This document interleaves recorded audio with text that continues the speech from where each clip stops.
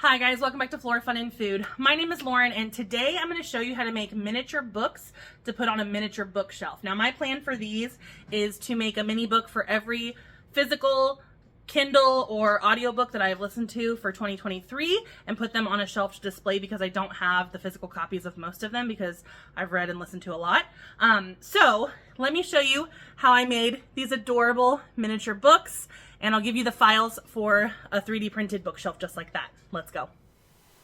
So the first thing I did was open up a Google Slides document because I find it easier to work in Google Slides, and then I formatted my page by going to File, Page Setup, and making the measurement 11 by 8.5 because that's the size of printer paper. And so now my canvas size is correct. As you can see, here are my first kind of test sets. I chose Harry Potter because it's my favorite.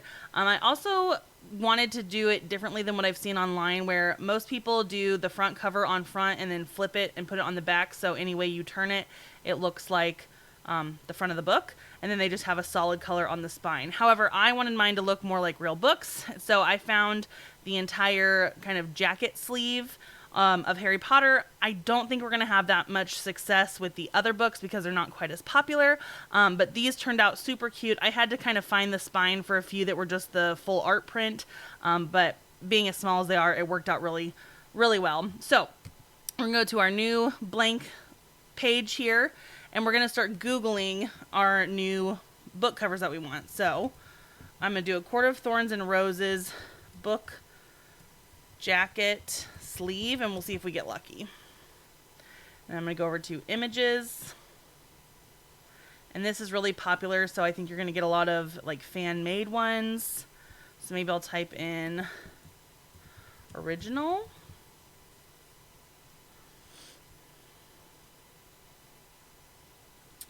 Yeah, so we're getting a lot of different art prints. So I'm just going to type in, we're just going to do cover. A lot of people have suggested to go to Goodreads to get the image, but I'm just going to find the one on Google that I like. And on a Mac, I just drag this to my desktop to save it. And it's saved as a JPEG. If you don't want to do that, you can, of course, right-click, save image as. You can retitle it if you want to retitle it. I don't really need to because I can see what I'm working with, and just save it to your downloads, your desktop, wherever. So we found the first one here. I really want to see if I can find a picture of the spine. So here are some pictures of the spine. They're not perfectly square because it is a picture, so I'm going to see if I can find maybe something like this. It doesn't have all the books, though. This would maybe work. I'm going to keep looking. Oh, here we go. Okay, so this is kind of squared in the frame.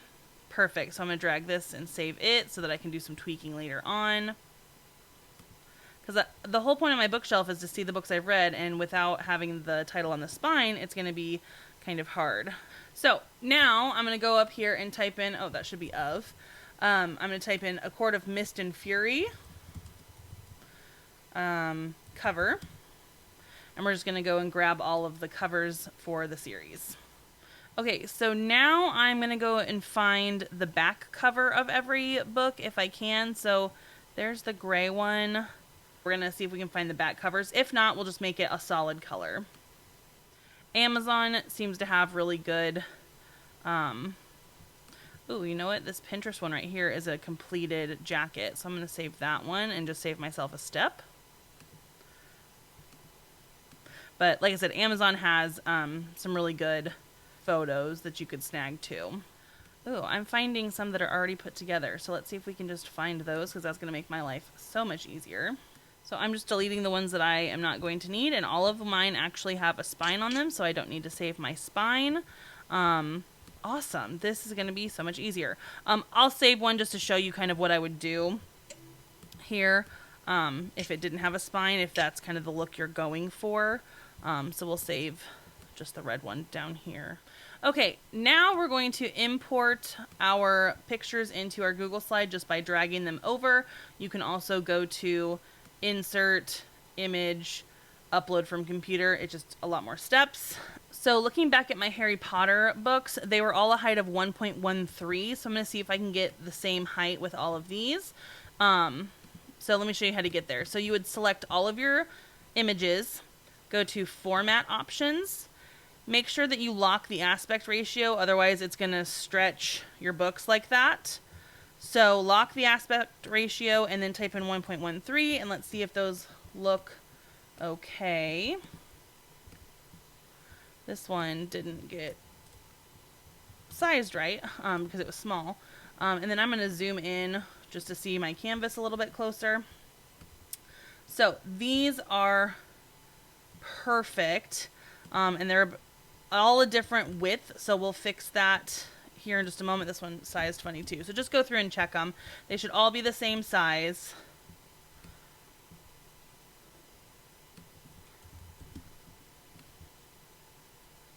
I thought I could cheat and do them all at once, but apparently I cannot. So these should all be the same width just to make my life easier. So let's see what we have. We have right here, we have 1.65, 1.55. Oh, but this one didn't get the right height. Now 5.8, 6.5, 7.2, 6.7, 5.8. My Harry Potter books were 1.56. So I'm going to change all of these by unlocking the aspect ratio and making these 1.56. It's going to stretch them a little bit, but they're so small you're never going to notice. So this way they're all going to be uniform, and they're going to make it a lot easier to put our pages in. So changing all these to 1.56, and it's just stretching it to make it fit. There we go.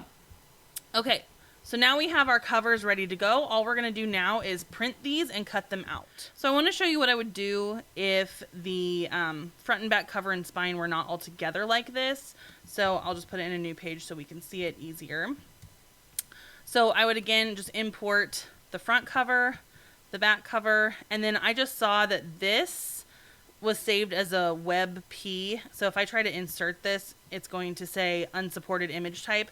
So if you're on a Mac like me, you can open up this image, hit File, Export, and you can actually save it as a JPEG, and then it will work. Otherwise, you could do just like a screen grab, screenshot, whatever. You just have to kind of cheat it. So we'll resave it as a JPEG. Get rid of our web, and it's saved. There it is. Saved right here. So we'll import this as well. So here are my spines. Here are my covers. We need to resize these so that they are the right size. So again, I'm going to make them a height of 1.3 or 1.13. Oops.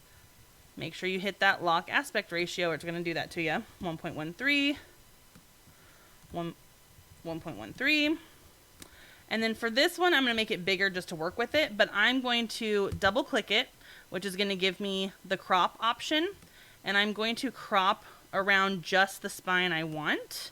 So right now I just want the red one. So we'll try to get it as close as we can. It's not always a perfect science. It's going to have black on the side like that. So again, I'll just make this a little bit bigger so the cropping tool is easier to see. So I'll just pull that in a little bit. This one's probably good. Hit enter, and now I have the spine. So again, I'm going to resize this to 1.13, and it moved way up here. Now I'm going to zoom back in so I can actually see what I'm working with. Okay, so now I'm going to put the spine and the back covers together. Oh, and I see that I have some black at the top of this, so I'm going to make it bigger. Crop to that. Make sure it is 1.13 again. There we go.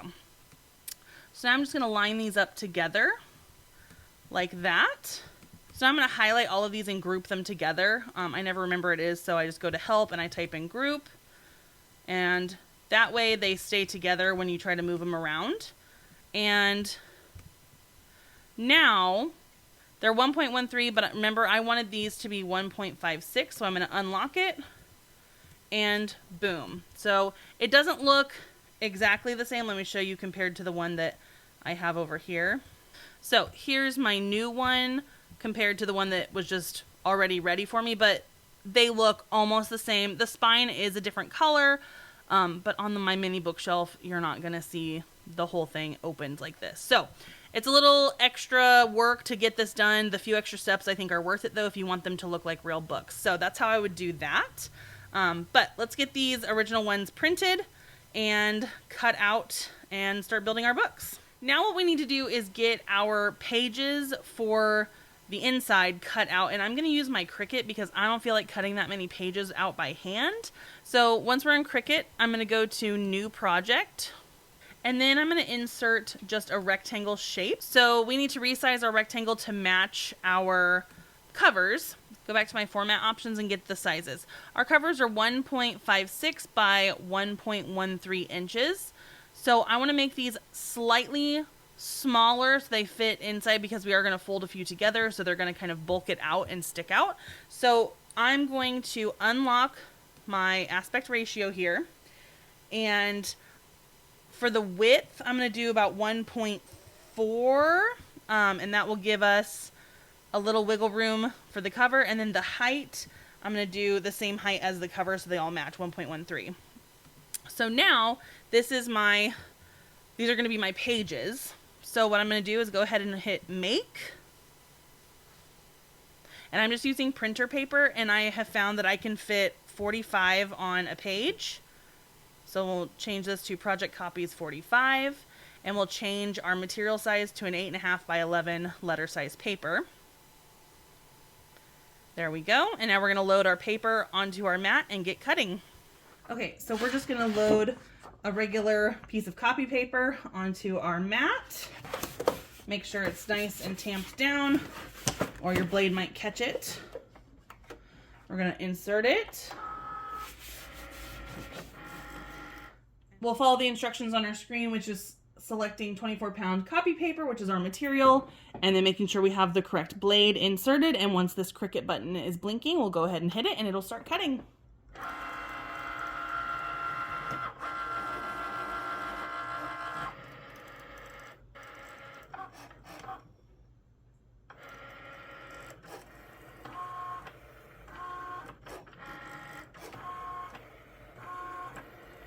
It's done cutting, so we'll release it with the arrows, and we have our pages cut.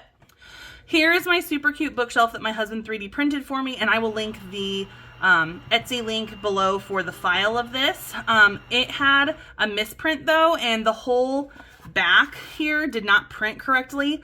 My husband's base was off kilter or something, and so he cut the whole back off for me, and that let me put a cute little piece of scrapbook paper onto a backing that he made for it and glued it on, so now it looks even cuter. So the print fail was actually a success because I love the background. You could Mod Podge in strips of paper in the back, but it's easier if you just take the whole back off or just print it without the back and do your own thing. So this is what we are putting our books into. Here are my Harry Potter ones that are almost dry, so I'll take the clip off to show you.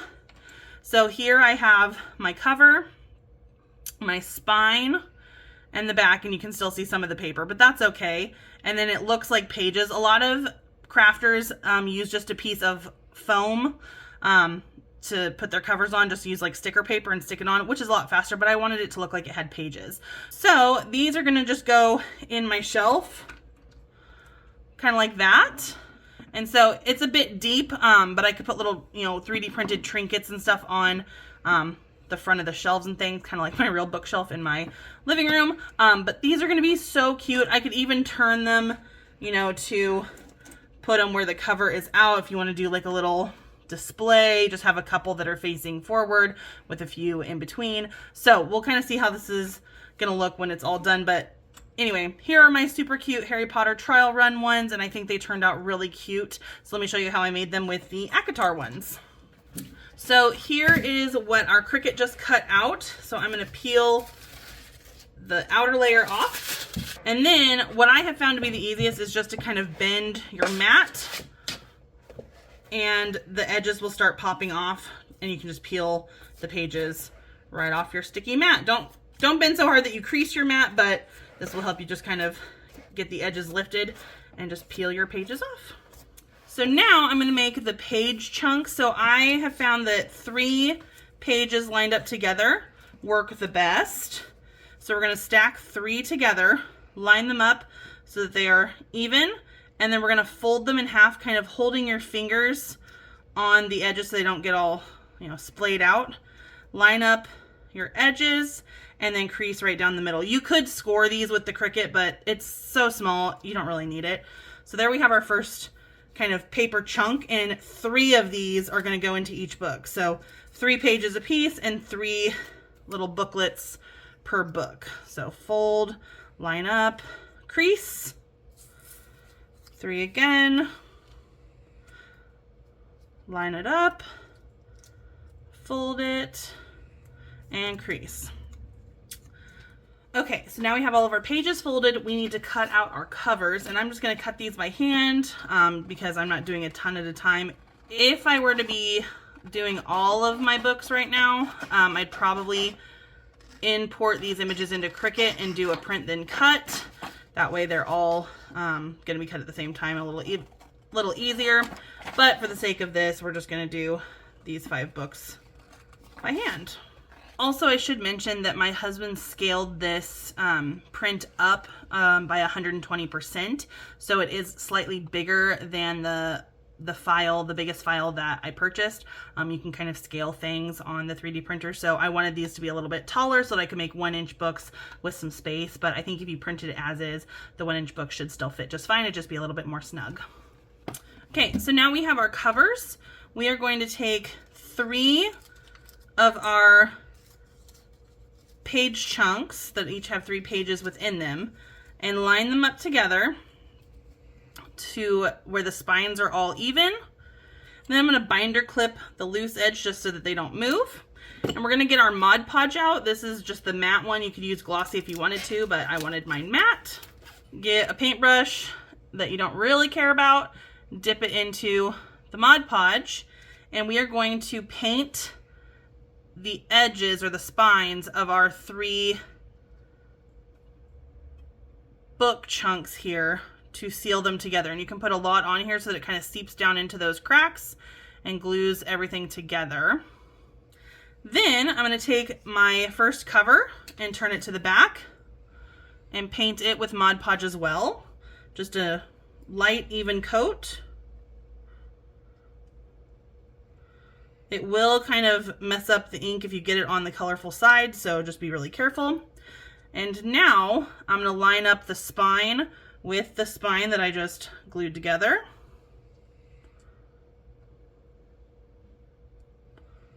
Like that. Take off my binder clip and carefully wrap the cover around and glue it to our pages. So I like to kind of push it with my finger, and then I like to kind of smash it and flatten the spine a little bit. Some glue may come out, that's okay. And there we have a cute little book that these pages will come out if you just leave it as is, and they'll splay open like this on your bookshelf. So the next step is to get my binder clip and hook it on the spine side. Take my paintbrush again, dip it into my Mod Podge, and we're going to paint the edges of the pages so that they are all glued together and won't splay open. And it's okay if you get a little extra, you can always wipe it off. But really get down into those crevices so that all these pages kind of get stuck together. Focus on the corners a little bit. Okay, and then I'm just gonna lightly wipe this off with my finger. You could also put a thin layer of Mod Podge on the cover once it's dry. So let's do that with my Harry Potter. And that way it'll just kind of protect the books a little bit more. That way, they don't get scratched or start, kind of getting yucky looking. So I'm going to paint a very thin layer over the cover of my book. And when it dries, it will be matte and protected. There we go. I'll do the same on the spine.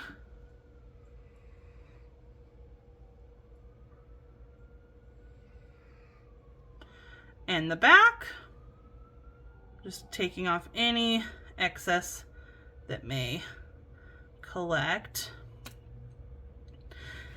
And there we have it. I'm gonna let this kind of sit upright like that to dry. And now our book is totally protected and it's gonna look so cute on our shelf.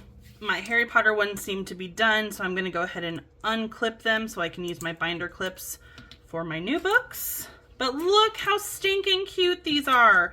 I'm so excited to put these on my bookshelf. I am really excited to be able to track the audio and Kindle books that I read without having to purchase the physical copies, because books get expensive and I listen to and read a lot of books. My binder clip kind of smashed this one, but as soon as I pushed on it, it kind of fixed itself. So just be wary that the binder clip may make a little dent, but you're not going to notice it. But look at that. How adorable. Ignore all the glue on my fingers, but I wanted to give you a closer look at the books. So there's the cover, the pages,